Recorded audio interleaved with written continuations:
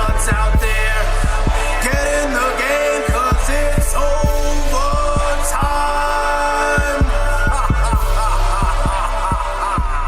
What's up, everybody, and welcome back to Overtime Fantasy, where we go beyond the whistle to give you everything you need to propel you through this fantasy playoffs. Playoffs? You want to talk about playoffs? That's my response in one of my leagues. I made the playoffs in 3 of my 4 leagues, and I'm in first place and second place in my 2 top leagues. I'll take that as a victory. You know, some people don't make it in any league, so yeah, I'll take that. I'm pretty much 2-2. Yeah. I got 2 leagues where I'm in really good shape. I'm pretty much set up. My team is, I can't ask for any more. And then the other 2 leagues, things just didn't pan out. So that's how it goes sometimes, I guess. Yeah, I'm 2-1. The one that really screwed me was my Dynasty League, but Yeah. I made a couple trades, and I ended up getting like 15 picks for next year's draft. So Heck yeah. That's one thing I will look into next year is a Dynasty League. They seem like a lot of fun. Yeah. It's just something, just like a twist on just fantasy football for me, because I've always just done a redraft. I've done a keeper before, but not a Dynasty where you can pretty much keep, I don't know, how many picks do you keep? Is it? You keep like 10, don't you? yeah, 10. There's 25 roster spots. You keep 10. You draft 10. And then you use 5 off of waivers in my league. Yeah, so that's something I will definitely look into in the off season. Yeah, you know what's crazy is I tried tanking for the first pick, because what they do is whoever finishes worst gets first pick, and it's not a snake draft, it's fixed, so it's first through 10, then first through 10. So I tried tanking, I couldn't even tank properly. I put in Kyle Juszczyk and Ben Watson. Oh, use check? Yeah, and I ended up winning by 30 points to get, the second overall pick for next year's draft. So it's crazy. Yeah, I'll say this, though. I had a pretty solid week for DFS. I did pretty good, man. Is there another Hudgen that just slayed the DFS dragon? I stung him. You stunned him? I didn't slay him. I stunned him. Oh. Yeah, so it was about a $3,300 hit. So, he's still alive. I'm going for the big prize tonight, though. Oh, are you? So call me $3,000 Dan. $3,000 Dan. I like that. You were one Tariq Cohen away from being $7,000 Dan. Yeah, that's how the daily fantasy is. Every single play it has an impact on the standings. All right, so let's get into what we're going to talk about today. We're going to briefly talk about some of the takeaways we had from this past weekend. Monday with waivers, streaming options for quarterbacks, defenses, even tight ends, overreactions, and then we haven't done a fantasy stud in the past in a while, so I'm kind of pumped to see which one is it. I'll take it. Okay. Yeah, I'm gonna look it up while we're doing the podcast, but I'll have one before the end. Yeah, ain't no problem. And the funny thing is that when we started it kind of got into you look up a year and who just dominated that year. And I was really good with that because I know exactly who did, well, I mean, not exactly, but I know who dominated in a time frame. Yeah. Now it's getting a little harder. You're digging deep into, You're looking for those guys that maybe weren't drafted in fantasy football. Yeah. And then, finishes the 5th wide receiver or something, It's this guy had a historic year at running back with 20-plus touchdowns. All right, well, you got LT, Sean Alexander, Priest Holmes. One of them. Yeah. But now we're digging deep, so. So real fast, congratulations to Giuseppe Russo for winning the Jack Youngblood jersey. He now has 24 hours as of earlier today. I posted it on Twitter. Gave him his 24 hours. If he does not, has he contacted us yet to give us his? Okay, so he's got to give us his address and everything. So congratulations to him. For now, we might have a new winner tomorrow. So we'll see how that goes. Yeah. And also, make sure that you are tuning in on Sunday because I am paying up my bet and Tyler is paying up his bet. You're so lucky that Nick Chubb got that touchdown. So, So Tyler and I are both going to chug a gallon of whole milk, and it's not a chug. We're going to have 45 minutes to drink it. A gallon of whole milk live on air. We'll have a couple substitutes. Got to figure out who those guys are going to be, but we'll have a couple people filling in for us so we can take care of business off air if needed. Only when the going gets rough. I plan on sitting here with my gallon of milk in front of me, drinking it, and giving you your information to get this round 1 playoff win. We are officially in the playoffs, everybody. After tonight. But by the time you guys listen to this podcast, playoffs will be decided. Yeah. Where do you stand, and how are you going to get that win? Yeah, I'm so excited. I love this time of year when playoffs start running around, because now it's like everybody's like, oh, I can lose this week, or I'll bounce back. It's do or die right now. Yeah. See, you're excited. I'm a little bummed out, man. Like, because this time of the year really stresses me out, because it is do or die, and it's like, you can't. Your team has to perform. And I've had some monster teams in the past. Like, I've had some really good teams in the past not perform and get me kicked out of the playoffs because of one mess up. One messed up game. And I don't make it further in the playoffs. That was like last year. I was in North Carolina for the first game, and it was Cam Newton and I think it was the Redskins. They were playing against each other, right? And if I had just started Drew Brees over Tom Brady, I wouldn't have had to worry about that game. But it came down to Jonathan Stewart, and the last run that he did gave the guy 0.1 points ahead of me to win that week. Oh man. Yeah, see, that's rough. I mean, and that's the things that are going to happen. Like you might have a solid week, and the person you're going against is playing out of his mind, and his team just goes off. So, it is do or die, and it is stressful.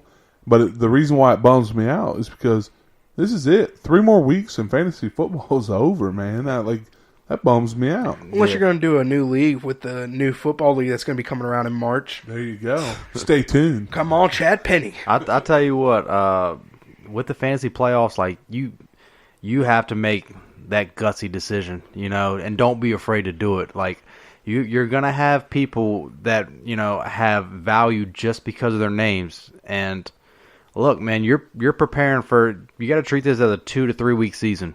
Don't be afraid to drop them, because just like you said, it's do or die. Like, the time is now. Like, don't hold on to Aaron Rodgers or whoever just because he's Aaron Rodgers. If the matchup is not there for him, then don't feel like you have to play him or have to roster him. Yeah. So before we get started, I just want to wish everybody a good luck. Hopefully everybody that's listening made the playoffs. And if you did, hopefully you guys, propel? Is that what you said today? Oh, yeah. Propel through the playoffs? Yeah. Yeah, so hopefully that happens for you for listening to Overtime Fantasy. You know what? I want to make a bold prediction. Everybody that made the playoffs right now, unless y'all are in the same league together, if you listen to Overtime Fantasy, we're going to get you that championship. Nice. We're gonna take you there. We're gonna take you there. Hey, just follow our lead, and we're gonna get you that championship right now. Nice. Make sure you tune in Sundays though, so we can give you your last that's right second that's update. All right. So, I mean, what do we take away from what happened this past weekend? Who wants to start? Go ahead, buddy. My bad. Just real fast, like, injuries could have been brutal this weekend. I think we got out of some scares. Like, James Conner could have been a lot worse. Saquon Barkley could have been a lot worse. T.Y. Hilton. Mike Evans was down at one point. AJ Green is out. He's out for the year. Season. AJ Green's done for the year. So, like, those are stars. Those are the people that you drafted early to win you a championship, and everybody gasped for air when those people went down. Especially like Saquon Barkley. Alvin Kamara with that helmet to helmet. He could have been in a concussion and been out for 2 weeks. Yeah, so, I mean, make sure that you grab these handcuffs. We talk about it every week for like the past 3 weeks now. We've been talking about people, Spencer Ware was one of them, and look what happened with Kareem Hunt. Yeah.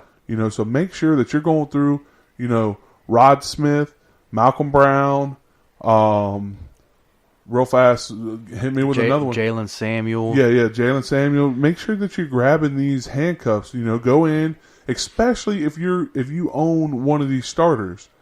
Go in, look at who your starter is, look at who his backup is, and pick up that backup and drop somebody, like a second string tight end or, anybody. You're not going to need a second string tight end from here on out. Yeah. And if you do, you can pick one up off of waivers and play them. And here's the thing. Like I have, I dropped Doug Baldwin. I picked him back up and dropped Golden Tate. But if I'm in a position where I need a handcuff, like I'm dropping someone like that because their upside is what, 10 points? I mean, is that what you really want? Like the best case scenario is like your receiver getting 10 points. That's something you don't want to deal with going into the playoffs. I'll tell you a guy that I'm kind of targeting is Mike Davis, just because Chris Carson's been known to get hurt this year. So between him and Rashad Penny, like those are those guys. So like even picking up either one of those right now, stashing them on your bench, like you're dropping. Maybe you had Christian Kirk like I did. Now he broke his foot and he's out for the year. You're able to move that guy and get somebody that could potentially be a difference maker deeper into the playoffs. So one of my benched wide receivers is Tyrell Williams. I've been just kind of keeping him around to see what he can do. He's been doing kind of bad here lately. He's still on my team. He's going to be dropped this week. I'm picking up a handcuff, somebody else's handcuff. Yeah, may not even necessarily be my handcuff. I'm picking up somebody. Yeah, for sure.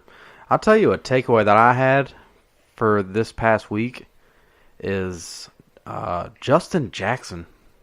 That last night game with the Chargers and the Steelers, it was a great game. But, man, that guy's he can run the ball really well. And, compared to Austin Eckler, if I'm just going off of the running back in the backfield and I'm handing the ball off to him, Justin Jackson's a better running back. Yeah. Now, Eckler is going to have his role. It's defined. It's not going to change when Gordon comes back. Eckler is still going to have, that number 2 back, pass catching, a few carries here and there. But if Melvin Gordon is out, I think Justin Jackson, he's going to overtake Eckler into kind of that lead role, and Eckler will just slide back into what he was, prior to that Melvin Gordon injury. Yeah, I mean, they gave him 8 carries last night. Yeah, so he's there. He's more than just somebody to back him up if needed. Yeah. So he's getting some time, and for the way that he ran, I think he got 63 yards and a touchdown. Mm. For the way that he ran, like I could see that happening. I could see him taking over a little bit. Next 2 matchups are against the Bengals, who are dead last against running backs, and the Chiefs. I mean, those are 2 good matchups. Melvin Gordon could be back as early as this week. This just depends on if they want to rush him back or not. But if not, man, like Justin Jackson would be a really good play. If, reports got to come out to say he's going to earn more work. It's hard to bank on a running back who's only getting 8 carries a game. But, I mean, he looked good, though. Oh, takeaway I had is, Denver Broncos are basically like Royce Freeman who. I mean, this guy was very sought after, and Philip Lindsay's there, and I believe that's the guy. That's the guy. That's going to be the guy for them. And I could actually see them trying to trade away maybe Royce Freeman next year and getting value for him.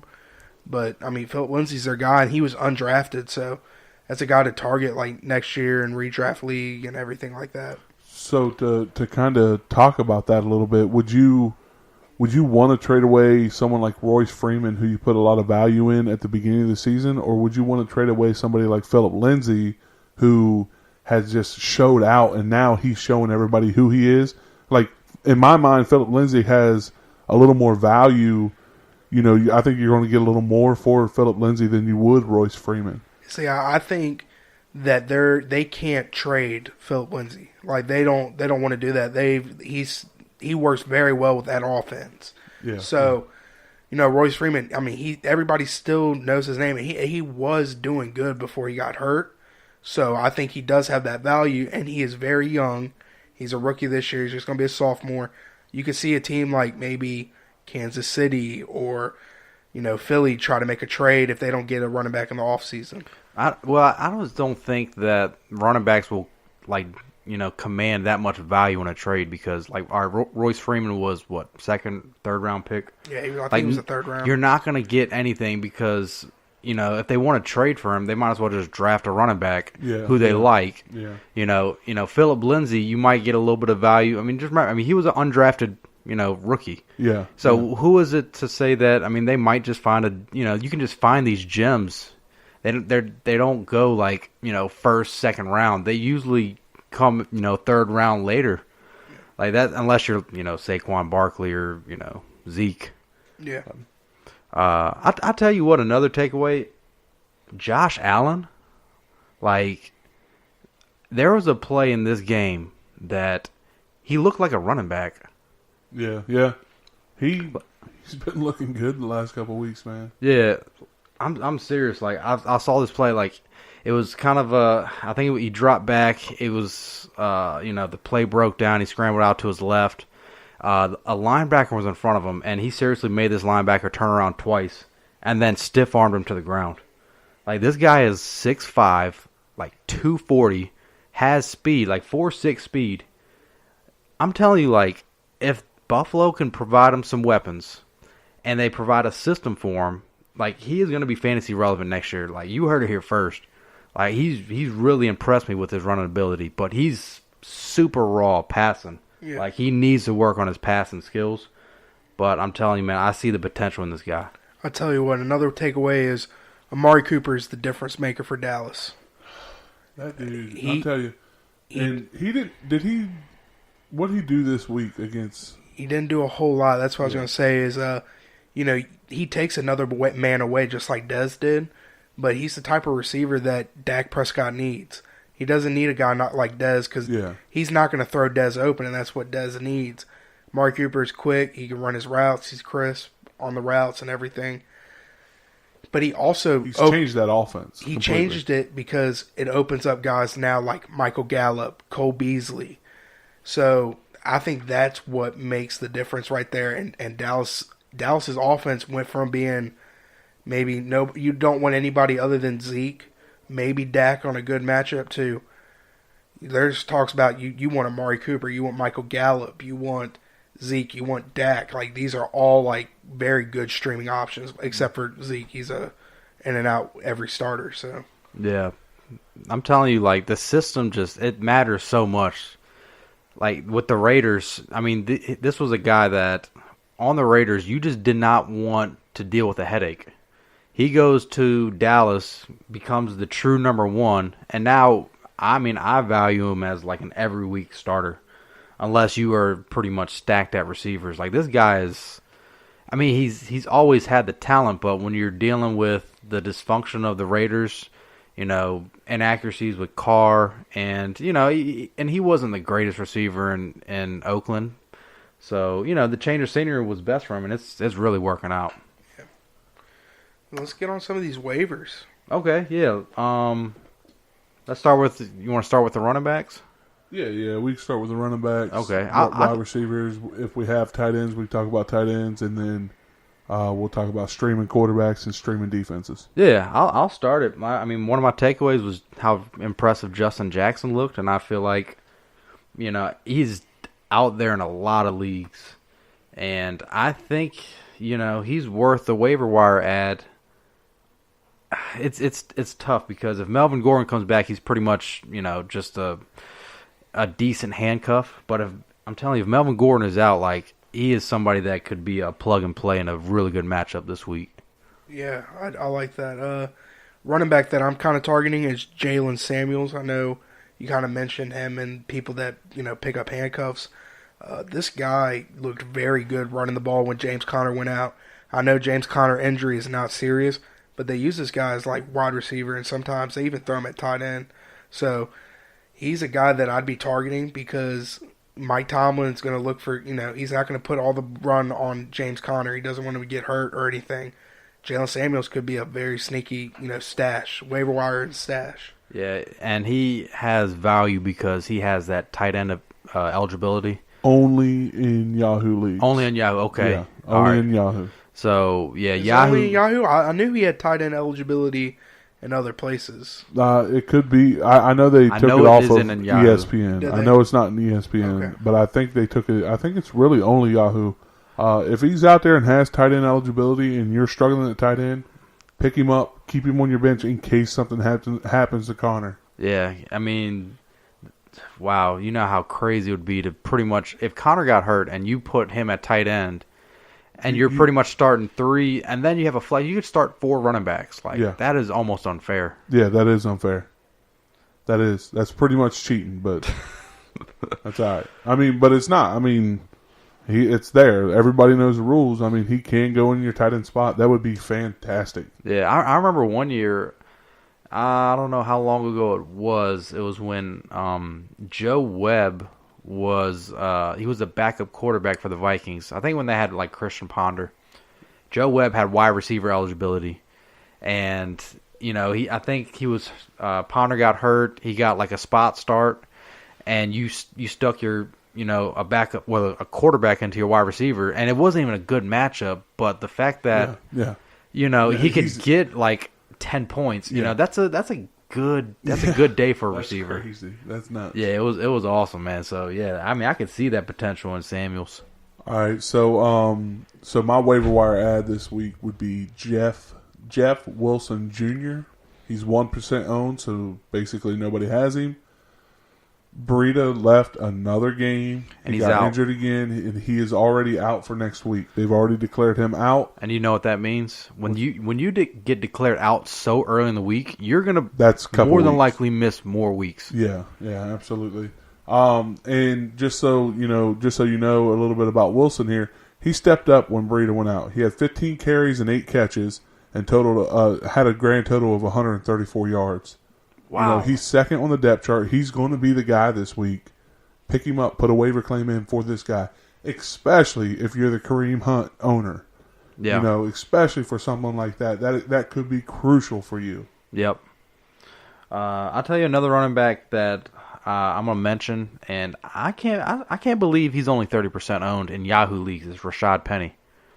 I think the offensive coordinator came out and said that his role is going to increase next week. I think Carson had a dislocated finger. I think reports say that he's okay, but they drafted this guy in the first round. Like, I know they're in the playoff hunt, but he looked really good last week. He has that ability to just explode. I still think Carson's the best back, and he is the back to own going forward. But if Carson misses any time between Mike Davis and Rashad Penny, I would rather have Rashad Penny. But Mike Davis, too, if he's out there, he is definitely worth the ad as well. You can't get enough handcuffs on. I guess you could, but, if everyone is having handcuffs, it's good to have on your team, I'll say. Yeah, absolutely. I do agree with what you're saying there. All right. So, anything else on that? You want to wrap those guys up? Yeah, so Jeff Wilson, I like Jeff Wilson. Really, who would be your number one ad? You have pretty much 4 running backs that are going to be out there in majority of leagues. Who would you prioritize as number one? My number one is the one that I picked. I think Jeff Wilson is going to be your number one priority. Just for the fact that he is starting now. These other guys, especially someone like Jalen Samuel, who I think is a great ad, but he's not getting the start, like where Jeff Wilson is. Yep. I would agree. I think Wilson and Jackson would be 1-2. Man, I'll tell you what, man, Penny. Man, I know it just depends on what your team needs, I guess. Well, no, let me not say that. Wilson, Jackson, Penny, Samuels will be 4, but Samuels has that potential to be that. He can almost be a league winner if Connor goes down for sure.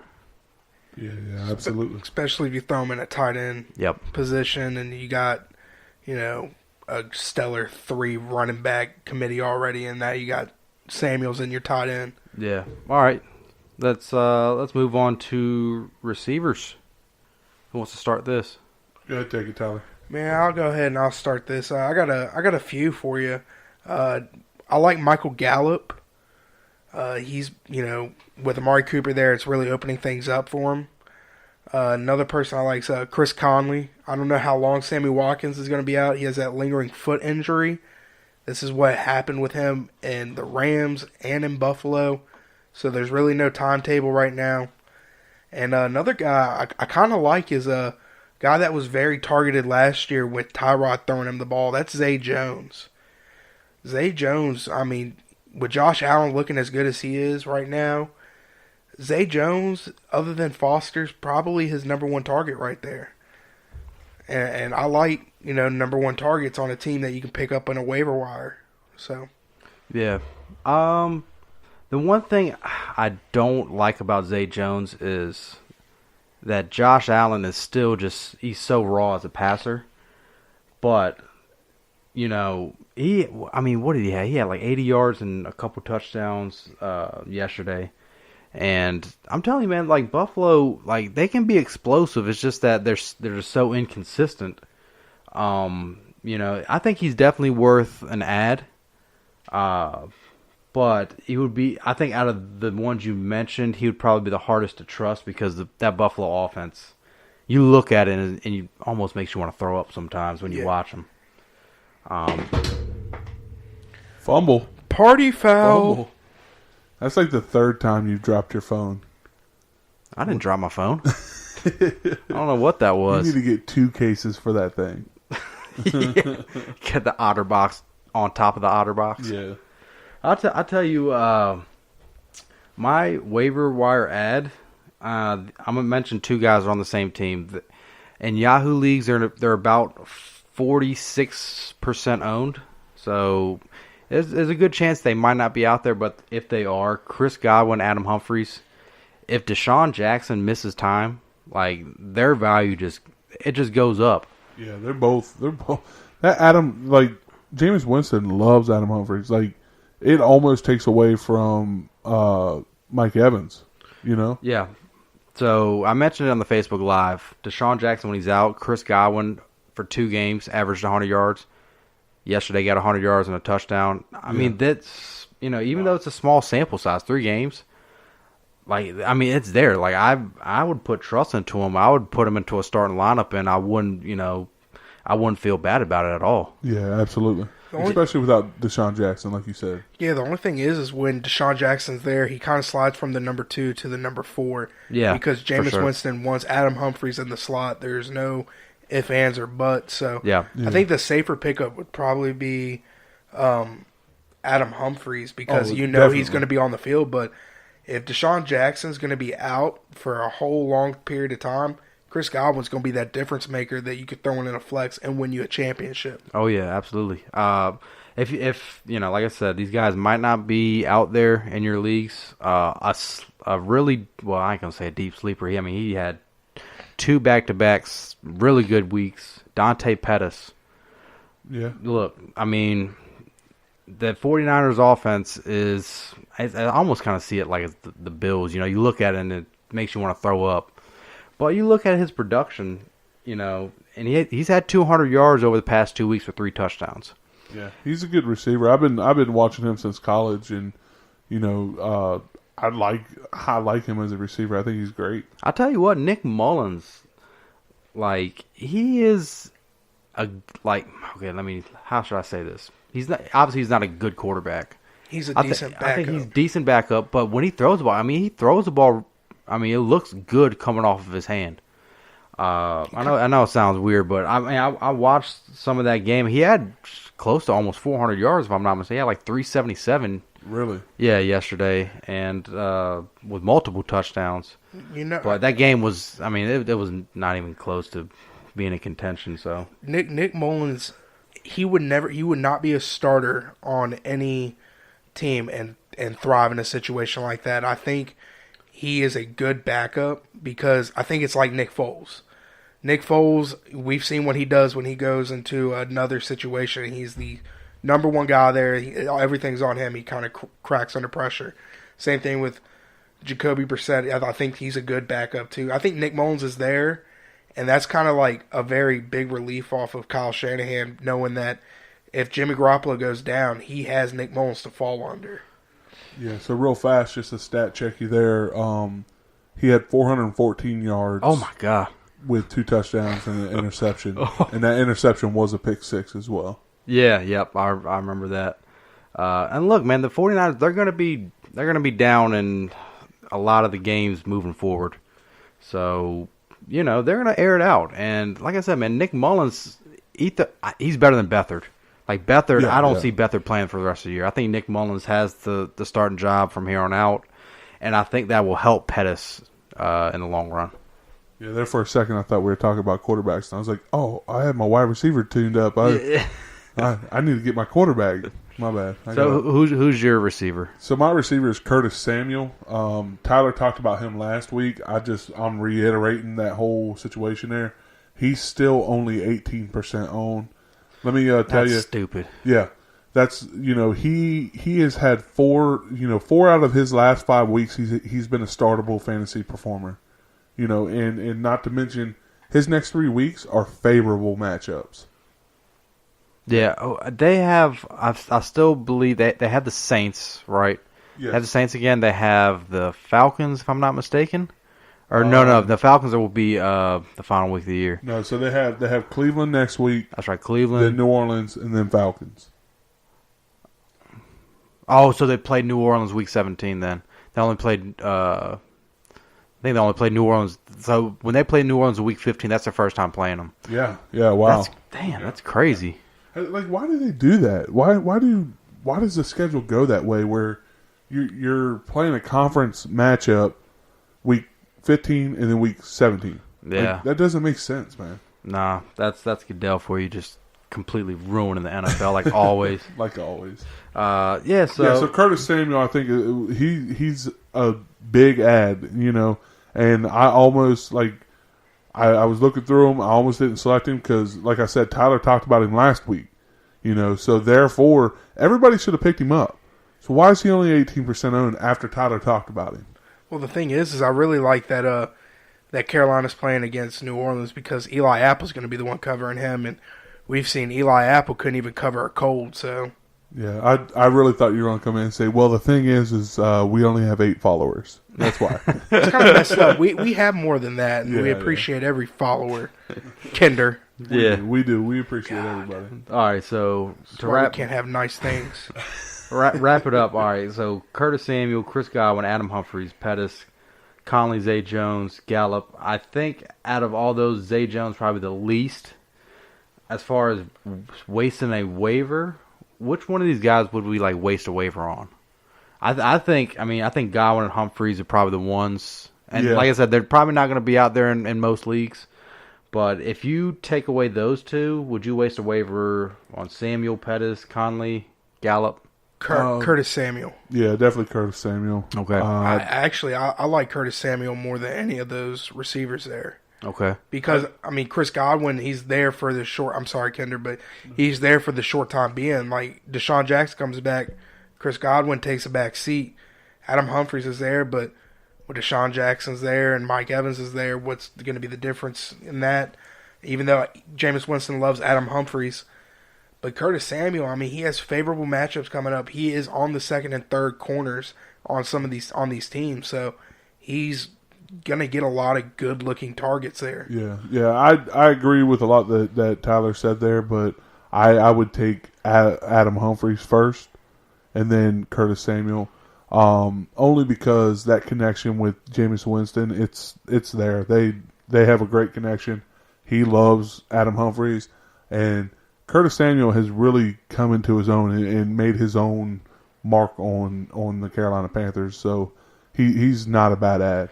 You know what's funny is 2 weeks ago I was reading an article and it was talking about the biggest potential bust here lately, and Curtis Samuel was top 5. And I was like, he must have read that, and he was like, nah, not me. This ain't it, Chief. I need to step my game up. Man, that's great. This is only his second year, and he got hurt last year. So Reuben Foster was also on that list, so... Well, because he keeps beating up females.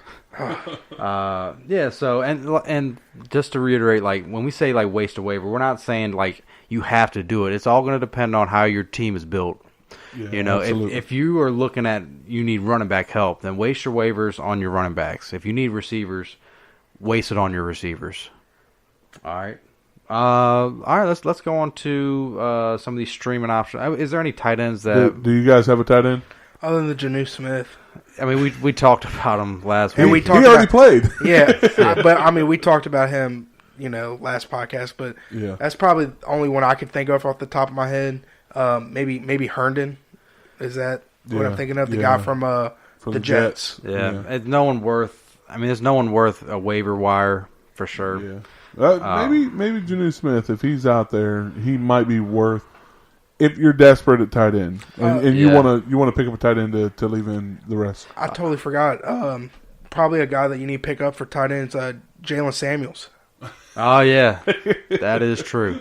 I will say this about Janu Smith: they're playing the Jaguars on a short week, and the Jaguars they have been struggling against pretty much every position this year except the tight ends. Yeah, like yeah. Ebron yesterday. It wasn't even like a great said, week, but it was one of I the don't better wanna talk performances against the Jaguars. So Yeah. I'll say that. The Colts put up 0 points. There was no good performances. Yeah, well, I mean, if you just look at it from just a fantasy football perspective, it was a solid game for Ebron because I know this is totally all fantasy relevance, but there was a Jacksonville Jaguar fan in the stands that went to go catch one of the balls that Andrew Luck threw, and it was incomplete, and it bounced off, and he jumped over the barrier to grab it. He had a better performance than any of the Colts players. That was like a 29-yard reception for a that's bad. touchdown. That's awesome. that's like a life changing like event right there. Yeah. Catching a pass from Andrew Luck. That'd be I sweet. mean, dude dove over a barrier. Like, I would have too, honestly. All right, let's streaming quarterbacks. What we got this week? All right, I'll go ahead and take this one. You all right over there, sweetheart? now I You am. got this? Yeah. All right, so my streaming quarterback is 5% owned. His name is Josh Allen. Yeah, All right, so far this week he is the number 2 quarterback. Like, if that doesn't blow everybody's mind. yep, behind So- Mahomes. So to even blow everyone's mind a little bit more, last week he was the number 4 against Jacksonville, who completely shut down Andrew Luck this week. Yeah, And he's playing the Jets this coming up week. I think he's a good ad. I think he's a very good streamable. I think he's a very good streamable quarterback this week. For a team to go and be in the number 4 quarterback against a team that shut down, someone as great as Andrew Luck, I think is Tyler's over there not happy. I'm giving him props, man. I think Andrew Luck is a great quarterback, and for Jacksonville to go out and do what they did to him last week, it is big. And for Josh Allen 2 weeks ago to do what he did, I think that says something for him. I think he's somebody you can pick up and start against the Jets. You know what? Josh Allen's taking this whole Jalen Ramsey thing to heart. Josh Allen's taking this whole Jalen Ramsey thing to heart. Said when he called him trash, he's like, "Nah, I'm out here. I'm about to ball out of my mind right now." But is it just me, or like you had Patrick Mahomes, you had Josh Allen, but I don't think this was a great week for quarterback performances, really. no, Yeah, it was a down week, but I mean that happens. Yeah, that definitely happens. I mean, I think Ben Roethlisberger was up there, and he didn't have a very good game either. yeah, He had a solid half. Yeah. That's how it goes with him. So last week and the week before, leading up to the fourth quarter, he had nothing, and then all of a sudden comes out and puts up 40 points. That's how it's been with him here lately for some reason. All right, so would you recommend starting Josh Allen in the fantasy football playoffs? Like, would you put that much trust into him? Why did I struggle saying that? I don't know. It's been a rough day. You how many hours did you work today? 10 hours. I actually had the day off. Oh, you dirtbag! You just stayed home. Yeah. Oh, dude. I woke up. I was like, nope. Now, how can we be called overtime fantasy if we're not putting in time after the whistle? Like, you didn't even have a whistle. No. Look, everyone needs a break once in a while, all right? Yeah, I got to fuel up for this playoff push. Yeah. So, would I trust him in the playoffs? Man, that's tough. Like, out of everyone to pick up, like if you're if you're having a tough matchup this week, or you normally streaming quarterbacks, like I feel like maybe I think it's a rare occasion where you're going to pick him up and play him in the playoffs. Okay. Would you? Like me, no, because I have Ben Roethlisberger, Yeah. and I have in my other league I have Drew Brees. Now I would have to look at it, but I'd probably play Jameis Winston over him. Yeah. In my other league that I made the playoffs in. Yeah. So I mean, I don't think that I'm personally playing him, but there are people out there with quarterback issues, and honestly, sometimes that's how you make the playoffs is. You deal with these quarterback issues, and you just have a solid running back and receiver core, and you just string quarterback all year until you find that great one, But yeah, I would play him if needed. Looking back, I wish I did nothing but receivers and running backs, and then just got Patrick Mahomes in the last round. That's what just like irritates me so much. Like, what I'm going to do tonight is I'm going to sit down, well, probably tomorrow, I'm going to sit down and I'm going to find out what the perfect draft would have been, for people like, round 1 you get Todd Gurley, round 2 you pick up, Joe Mixon, or I don't know who made it back that far, Kelsey. Yeah. And then, you're picking up Travis Kelsey, you're picking up, just all these people. I'm going to see what the perfect... Round 14, you're picking up James Conner. Yeah. And then, round 16, you're picking up Patrick Mahomes with the backup of Jared Goff. Yeah. That you pick up off of waivers or something, I'm going to sit down and see what that looks like. Yeah. That would be crazy. All right. Anybody else got a streaming quarterback out there? Yeah, I got a streaming quarterback. It's going to be Baker Mayfield. And, I wish you would stop talking about Baker Mayfield. I wish there was more quarterbacks out there on the waiver wire to talk true. about. That's definitely I would have true. talked about Lamar Jackson, but Lamar Jackson and the concussion protocol really kind of scares me with his running ability because he could literally go out there, take another hit, and be done for the game. So I was going to talk about that, but that kind of scares me because once you get a concussion, it's easier to get another concussion. So, but Baker, 397 yards and a touchdown and 3 picks. I mean, the 3 picks isn't great, but he was playing against the Houston Texans team that was firing off on all cylinders. I definitely did not predict. But he looked solid for it. I mean, you got to respect the man that goes in there and, in the first half, throws, 2 or 3 picks? Yeah. And he stays in there, and he keeps slinging it, and he almost throws 400 yards and gets a touchdown.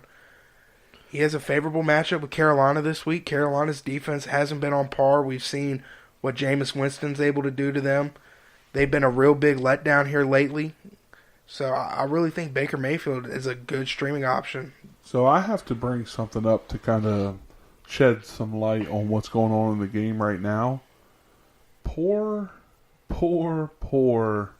Washington. Mark Sanchez is now their starting quarterback. Ew. Seriously? Yeah. Colt McCoy got hurt? Yeah, he said he's walking to the locker room with the team doctor. That's not good. Mark Sanchez is now their quarterback. All right, I'm going to switch my streaming option to Mark Sanchez. I'm joking. Mr. Butt Fumble himself. So you got a streaming quarterback over there, Dan? I like Dak. And I feel like I say this every week. Yeah, you've been talking about him a lot here lately. Yeah. But like Tyler said, Amari Cooper kind of switched that offense up, man, and made it what it is, in my opinion. Here's the thing. You have the Cowboys, they play Thursday night. They're going to have 10 days rest. Eagles, they're playing the Eagles. They're going to be at Dallas. They're on a short week. The Eagles, I'd swear, they have cornerbacks that came off from, the practice squad. The Dak should be able to, he's not going to put up PlayStation-type numbers. But he's going to be a really good streaming option this week. And, y'all have seen, the Cowboys, they're hitting their stride right now. And, it's a divisional game, too. So I don't think the Eagles will, just roll over. And they're going to keep fighting. They're still in it. Yeah. And if they win tonight, they're more than in this division hunt. So I like Dak this week. So real fast. Okay, you got something to talk about Dak? Yeah. Okay, go ahead. The only thing that scares me about Dak, right, is they're on a hot streak. Everything's going good for them. The offense is looking great. They're playing against a divisional opponent. what else? Who else this week had the same thing? Things were going hot for him. Andrew Luck was. Andrew Luck had 8 games in a row. He had at least 3 or more passing touchdowns. The offense was clicking on all cylinders. They had like a 5-game winning streak going into that game. They laid literally a goose egg. So that's the only thing that, because you would think nothing could go wrong. They're playing against backup corners. I mean, practice squad corners, but Philly's defensive line is so tough, and their linebacking core is so good. And they do have Malcolm Jenkins back there still, who's making plays. Dak could see what Andrew Luck saw this week. And that's the only thing that scares me, because I do like Dak. I like that offense now, but that's the only thing that scares me after seeing what can happen in a divisional game when you think, hey, this guy, it was just a couple weeks ago where he threw 3 touchdowns and like 300 yards on him. So it just scares me. All right, so I have 2 things I want to talk about before we move on to streaming defenses. First thing, if I were to tell you somebody scored for the Philadelphia Eagles in this game, who do you think it'd be? All right, well, since you put the question like that, it's going to be probably like a punter or kicker with like a sneak or something. I'm going to go Golden Tate. I'd go Golden Tate as well. Golden Tate just scored his touchdown. Really? His first touchdown for the Eagles. After you dropped him, probably. Oh, yeah, I dropped him, man. All right, so the second thing I want to talk about real fast, we talked about picking up handcuffs. Rams running back Malcolm Brown could undergo surgical procedure to fix a clavicle issue. Wow. So John Kelly. Yeah, is that who? Yes. Is that the number 3? Yes. Yes. So you heard it here. John Kelly pick him up to handcuff Todd Gurley if needed. Is it John Kelly for real? I believe so, because I'll look that up to stat check it here in just a second. But I think Tyler has something he wants to talk about.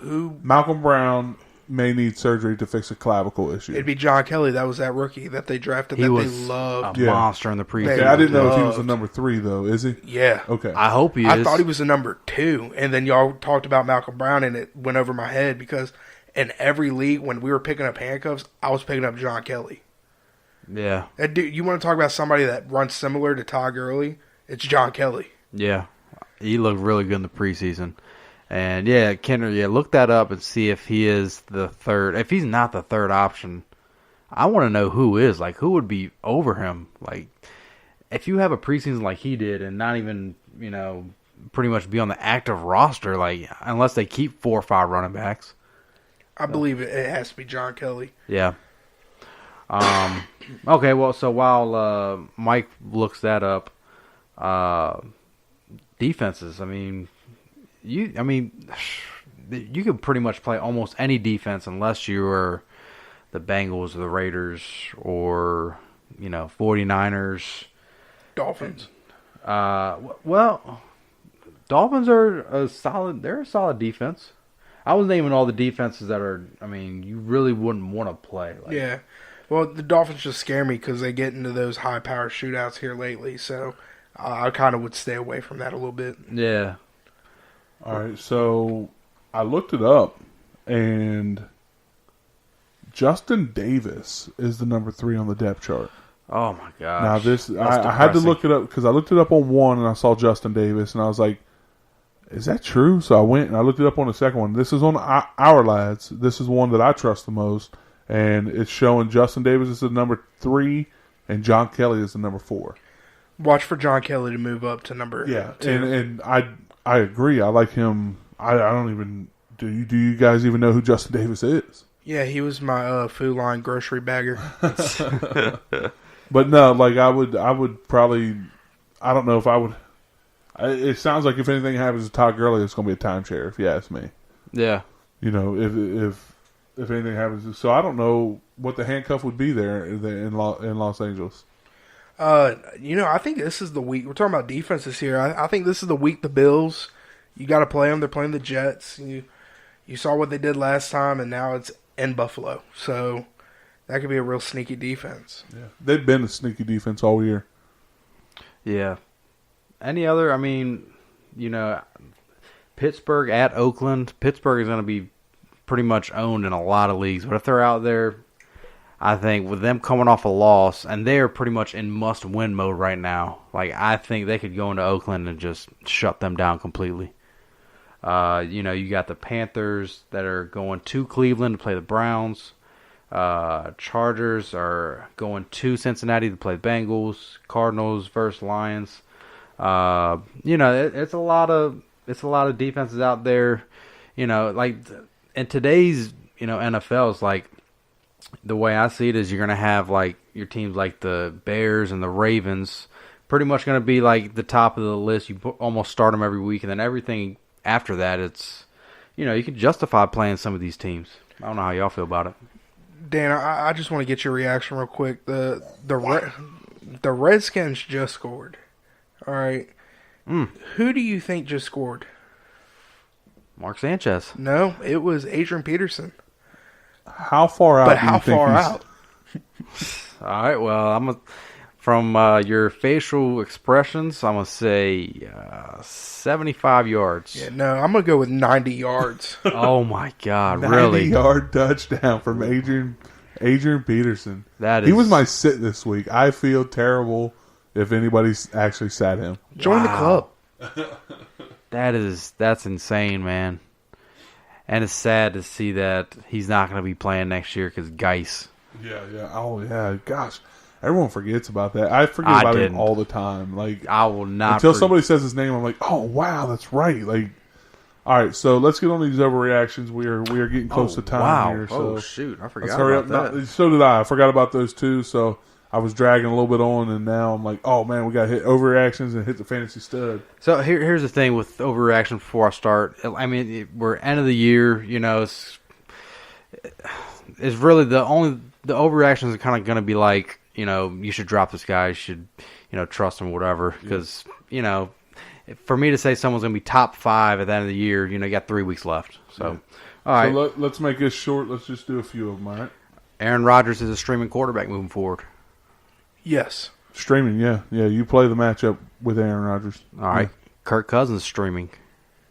In my opinion, Kirk Cousins has always been a streaming quarterback. Okay. My opinion. I'm not a Kirk Cousins fan. Yeah. I'm not either, man. I'm so glad. He does put some points up, but for some reason, I don't like him. He's been on my team before in the past, and I just never trusted it ever. Yeah. Be honest, I don't remember I traded you Kirk Cousins last year? Yeah, that's why he was on my team in the past. That's because I had Deshaun Watson last year, and he got injured, and I needed a quarterback, and it wasn't like it is this year either. Yeah. I'm gonna be honest with you, I'll never ever start Kirk Cousins in any league just because he makes those boneheaded interception, plays. Yeah. I had him in my dynasty league. Got put on with him. Traded him away right off the start. Yeah. So, all right. Lamar Jackson will play a vital part on fantasy teams going forward in the playoffs into the championship. Nah. Okay. I don't like it. I don't like him either. I think I just don't think he's there yet. If he goes and takes these hits like he's been doing, he's going to be RG3. Yeah. He's going to be RG 3.5. Yeah. All right. Running backs. So I don't know if y'all know, but Chase Edmonds scored 2 goal line touchdowns. I saw that. Yeah, I know. So how mad are David Johnson owners? Pissed. So this will be a trend moving forward. Edmonds will be the goal line back. What do y'all think about that? I don't think so, man. Like, you got David Johnson there. That dude is an elite running back. Like, you got to give him the... Like, I don't understand why they were pulling him out. If he's not hurt... Like, you need to just let him run. And no, I know I am a David Johnson owner, but, I mean, just let the man run the ball, man. So, just to kind of combat against Tyler here just a little bit, I do agree with what you're saying, but they also had David Johnson last week, this past week. They had him there, too. So, why couldn't Chase Edmonds be the goal line back going forward? Because I'm trying to win a Super Bowl here. I don't think they care about your... I don't think they really care too much about your fantasy team. They're not George Kittle. All right. So Phillip Lindsay, he will be a top 5 running back for the rest of the year. Oh, yeah. So with 3 games left, 4 games, he'll be a top 5 running back the rest of the year. All 4 games? Just from this 4-game stretch, he'll be top 5. Yep. I believe that's the case. I think he'll be a little bit lower than that. He's averaging like 100 yards, 2 touchdowns a game. Yeah, but I don't know. I don't know if top 5. Like I'm trying to think. I'm thinking Zeke, Todd Gurley, McCaffrey. He'll be close. He'll be close. Yeah. I don't. If he's outside of top 5, it's not far. All right. Spencer Ware is not a must start every week. That's hard to say because he didn't have very many yards. Yeah. He had a touchdown that saved him. I'm stuttering all over the place. Yeah, that one's hard. That was hard because I was so high on him going into this game because they were playing Oakland, and who doesn't put up a lot of points against Oakland? So I was sitting here I was just dumbfounded that he wasn't doing what I thought he was going to do. So maybe not a start every week. You might start him every week, but it's not a guarantee. They were just trying to feed the rock to Travis Kelce. He was having the game of his career. Yeah, that was awesome. Yeah. All right, wide receivers. So Jarvis Landry got over 100 yards. You can start trusting him in fantasy lineups moving forward. Have you been able to trust him up until this game? No. All right, then. There's your answer. Boom. Yeah, I think he's just there for a distraction point. Yeah. Distract the opponent. Yeah, but people are trying to shut down Jarvis Landry. If you can shut him down, you're doing your job. I think there'll be situations where you have to start him, and he may pay out for you. But I don't think that you're going to be banking on 100 yards and a touchdown every game or anything. So, all right, Demaryius Thomas can be dropped if there are better options available. Yeah, absolutely. Yeah, it's the playoffs. If this was week 5, I would say no. Yeah, but yeah, I kind of like dropping him and picking up Mike Williams. Yeah. Yeah. Okay. Yeah. All right, last one. Odell Beckham will have at least one more touchdown pass this year.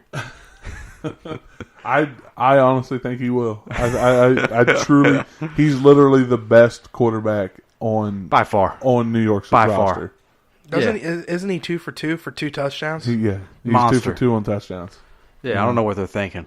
Yeah, dude, think about it. You can have Beckham back there, man, and that offense would be nasty. I hope that doesn't happen because then Chris Scarola, he would have no one to throw it to, though. Shout out Chris, yeah, right.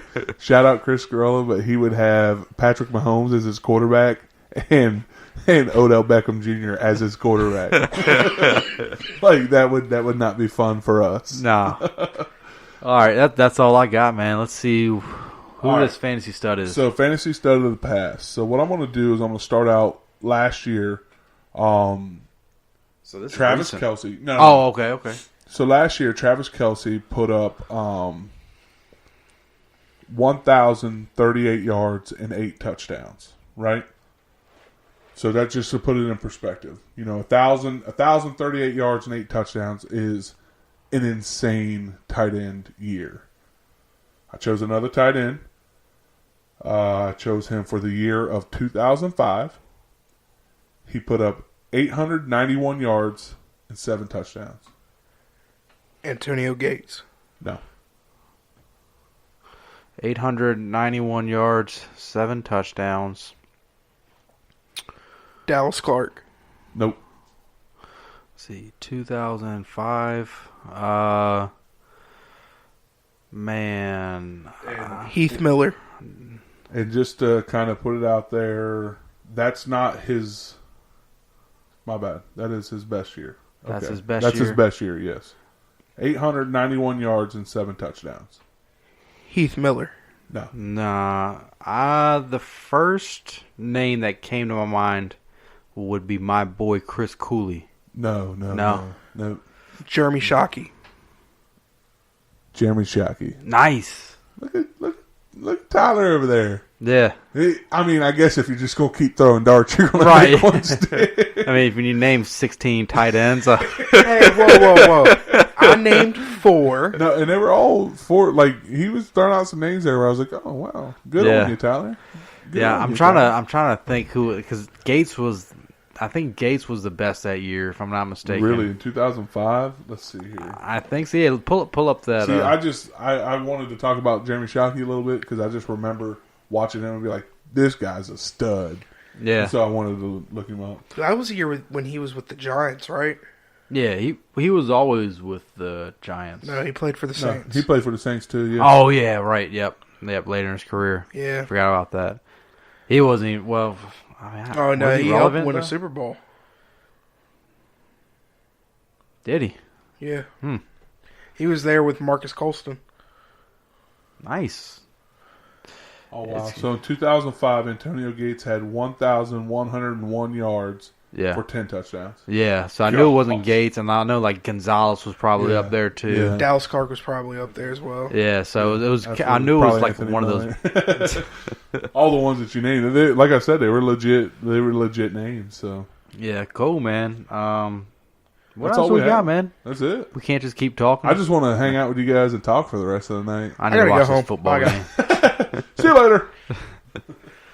All right, so that's all that we have. We appreciate you listening. If you made it this far, thank you.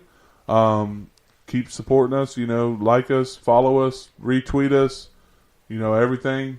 Follow us on Instagram at Overtime Fantasy. Follow us on Facebook. Our Facebook page is Overtime Fantasy.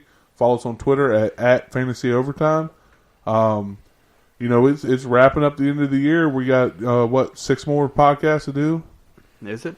Yeah, something like That's it. that, plus 3 more lives. So, we're not going to be around long, and then it'll be off season time for us, and we're gonna make some big changes around here in the off season. We're going to be coming out in 2019 bigger, better, and stronger than ever. Yep. Off season, we'll be talking about grooming pets and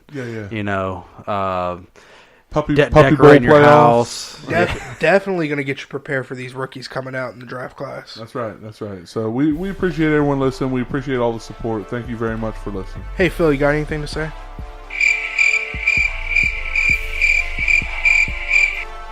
Oh, that's right. Phil was on the lame train for this podcast. He wasn't even here today.